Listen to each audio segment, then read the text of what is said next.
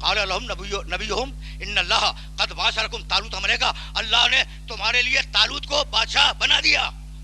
توجہ رہے، طالوت کو اللہ نے، میں نے نہیں. نبی کہہ رہا میں نے نہیں، اللہ نے بنایا. اب سنو گے یہودیوں نے جواب کیا دیا؟ انا لہ الملک علینا ونحن احق بالملک منہ ولم یؤتا ساعۃ من المال. بھئی یہ ہمارا بادشاہ کیسے ہو جائے گا؟ ہم تو خود بادشاہت کے لائق ہیں، اس کے پاس تو کچھ نہیں ہے. تو یہودیت کی نگاہ میں غریب بادشاہی کے لائق نہیں ہے، غنی بادشاہی کے لائق ہے. دولت ہو، دولت ہو. بھائی توجہ رہے، میں تو تاریخ قرآن کو تمہارے سامنے پیش کر رہا ہوں.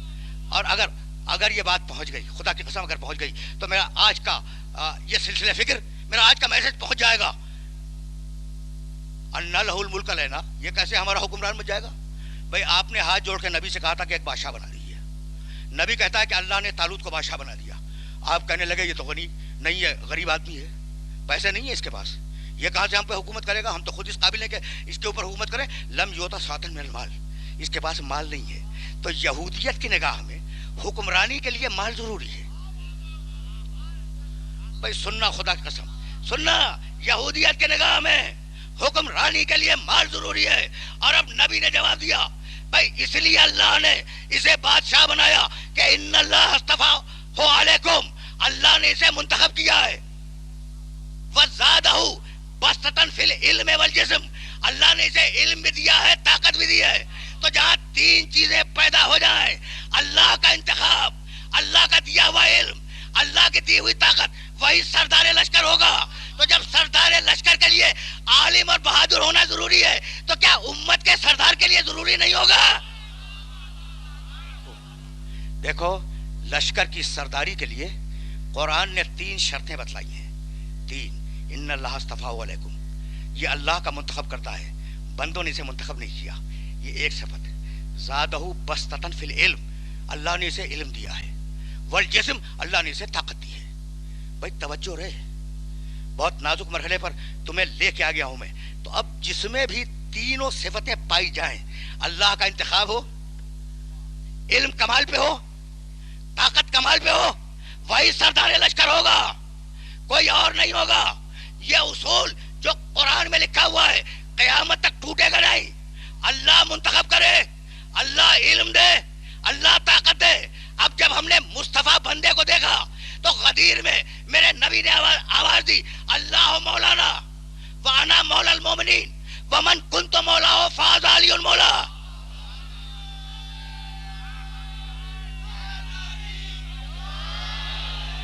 بھائی بہت زیادہ وقت نہیں ہے، لیکن اب ہم پھر مغرب سے متصل ہوتے جا رہے ہیں. تو 3 شرطیں کیا تھیں؟ یہ پڑھا لکھا مجمع ہے اور ظاہر ہے کہ صاحبان فہم و فکر اس مجمع میں تشریف فرما ہے. بھائی وہ 3 شرطیں کیا تھیں جو سردار لشکر کے لیے ضروری ہیں؟ پہلی شرط اللہ منتخب کرے، غدیر میں منتخب ہو گیا. دوسری شرط زادہ بسطۃ فی العلم والجسم، علم میں بھی زیادہ ہو، جسم میں بھی زیادہ ہو. بھائی علم میں ہے کون زیادہ امت میں؟ جب نبی پکار کے کہے کہ میں ہوں علم کا شہر اور یہ اس کا دروازہ ہے. اللہ کا انتخاب سمجھ میں آ گیا، علم کا سمجھ میں آ گیا. اب فقط طاقت ہی سمجھنا چاہتے ہو نا تو رسول تو نہیں بولا، لیکن احد کے میدان میں فرشتہ چیختا ہوا آیا، لا فتح الا علی لا سیف الا ذو الفقار. اللہ نے سردار لشکر کو منتخب کیا ہے.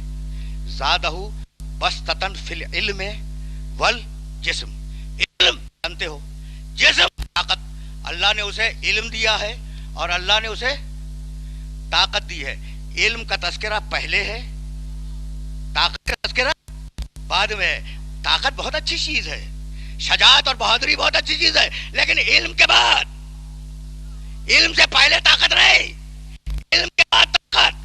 اس لیے کہ اگر علم ہوگا تو طاقت کے صحیح اور غلط استعمال کو سامنے رکھے گا. سمجھے ہو؟ تو اب میں اپنے سننے والوں کو ایک میسج دینا چاہ رہا ہوں کہ کہا ایک مرتبہ پھر سننا، ان اللہ اصطفیٰ علیکم وزادہ بسطۃ فی العلم والجسم. علم پہلے، طاقت بعد میں طاقت کی بڑی اہمیت ہے، لیکن طاقت کی اہمیت علم کے بعد ہے۔ علی کی پیدائش کے فوراً بعد دو واقعے ہیں، علی کی پیدائش کے فوراً بعد علی کی زندگی کے دو واقعے ہیں۔ خانہ کعبہ سے نکلے، محمد کی آغوش میں آئے، قرآن کی تلاوت کی، اور جب ماں اپنے گھر میں لے گئی اور جھولے میں لٹا دیا علی کو تو اجدر چیر دیا۔ قرآن کی تلاوت علم ہے، اجدر کا چیرنا طاقت ہے۔ میرے پاس اب دامن وقت میں بہت زیادہ گنجائش نہیں ہے۔ اچھا، تو طالوت معین ہو گئے، اب ذرا سا آگے چلو۔ قرآن مجید کا بیان کیا ہوا یہ واقعہ ذرا سا آگے بڑھ جائے۔ طالوت بادشاہ معین ہو گئے، اللہ نے طالوت کو بادشاہ معین کر دیا۔ طالوت اپنی فوج کو لے کے چلے۔ جب طالوت اپنی فوج کو لے کے جا رہے تھے، اچھا یہ طالوت کون ہے؟ اللہ کے منتخب شدہ ہیں، اللہ کا علم دیا ہوا ان کے پاس ہے، اللہ کی دی ہوئی طاقت ان کے پاس موجود ہے، ٹھیک ہے نا؟ کہنے لگے اپنی فوج سے، لے کے نکلے اپنے شہر سے فوج کو، کہنے لگے اپنی فوج سے ان اللہ مبتلیکم بنہر، دیکھو ہم دشمن تک جا رہے ہیں، راستے میں اللہ تمہارا ایک امتحان لے گا، اور وہ امتحان یہ ہے کہ جب دشمن تک ہم پہنچیں گے تو درمیان میں ایک نہر ملے گی۔ بھائی بہت توجہ ہے، دیکھو بڑا نامانوس واقعہ تمہیں سنا رہا ہوں، لیکن یہ تمہارے کام کا واقعہ ہے، اسے مجھ سے لیتے جاؤ۔ ان اللہ مبتلیکم بنہر، طالوت اپنی فوج سے کہہ رہے ہیں کہ راستے میں اللہ تمہارا امتحان لے گا، راستے میں ایک نہر ملے گی، فمن شرب منہ فانہ لیس منی، اس نہر سے جو بھی پانی پی لے وہ مجھ سے نہیں ہے، اور جو نہ پیے وہ مجھ سے ہے۔ تو منی ہونے کے لیے یہ کامیاب نہیں ہوں گے تو کیا وہ لوگ کامیاب ہوں گے جو منی کے معنی نہیں جانتے؟ سمجھ گئے نا بات؟ بھائی میرا جملہ سننا، تو اب فاطمہ تو بدت منی، فاطمہ کامیاب، امتحان میں کامیاب، ٹھیک ہے نا؟ رسول نے کہا علی منی، علی کامیاب امتحان میں، ٹھیک؟ حسن منی، حسن امتحان میں کامیاب، حسین منی، حسین امتحان میں کامیاب۔ تو یا رسول اللہ آپ تو اس دنیا سے جلدی چلے جائیں گے، آپ کو کیا معلوم کہ یہ کیا کریں گے؟ بھائی سننا خدا صاحب، یہ منی کا لفظ سمجھ لو، منی کا لفظ سمجھ لو، مجھے اجازت دے دو۔ یا رسول اللہ آپ تو دنیا سے چلے جائیں گے، آپ کو کیا معلوم کہ یہ لوگ بعد میں کیا کریں گے؟ تو رسول نے منی کہہ کر اپنی پوری رسالت کی سچائی کو داؤں پہ لگا دیا یا نہیں؟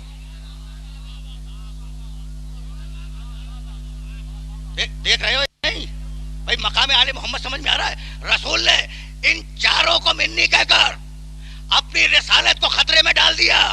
بھائی توجہ رہے کہ اگر یہ خلاف کر جائیں تو منی نہیں، رسول کہہ گیا ہے منی، تو ایک بات طے ہو گئی کہ محمد نے دعویٰ کیا رسالت کا اور آل محمد نے دلیل دی ہے رسالت کو۔ رسول کے یہ منی تمہارے ذہن میں رہیں گے نا؟ اور وہ طالوت کا منی جو امتحان میں کامیاب ہو جائے وہ منی ہے۔ تو منی ہونے کے لیے پہلی شرط کیا ہے؟ امتحان میں کامیاب ہو جانا۔ کیا بھول گئے؟ دیکھو میں قرآن کی آیتیں تمہارے سامنے پڑھ رہا ہوں، میں نے حدیث سے کچھ نہیں پڑھا ہے، ٹھیک ہے نا؟ یا تاریخ کے ایک دو واقعے پیش کیے اور یا قرآن مجید کی آیتیں۔ ایک منی قرآن میں اور ہے، یہ تو طالوت کا منی تھا، لیکن ایک کمال کا منی بتلاؤں؟ بھائی توجہ رہے، ابراہیم نے دعا کی وجنبنی وبنی ان نعبد الاصنام، مالک بت پرستی سے مجھے اور میرے بیٹوں کو دور رکھ۔ تو ابراہیم مشرک نہیں ہو سکتے نا؟ ممکن نہیں ہے۔ کل بھی میں نے 3 آیتیں تمہارے سامنے پیش کی تھیں، وجنبنی وبنی ان نعبد الاصنام، مالک مجھے میرے بیٹوں کو بت پرستی سے دور رکھ۔ رب انہن اضللن کثیرا من الناس، مالک یہ بت جو ہیں انہوں نے انسانوں کی اکثریت کو گمراہ کر دیا ہے۔ توجہ رہے، توجہ رہے، ابراہیم نے کیا کہا؟ مالک مجھے شرک سے دور رکھ، بت پرستی سے دور رکھ۔ توجہ رہے، تو ابراہیم کی زندگی کا ایک بھی لمحہ بت پرستی میں بسر نہیں ہوا، اور اب ابراہیم کہنے لگا فمن تبعنی فانہ منی، اب جو میرا مکمل اتباع کرے وہ منی ہوگا۔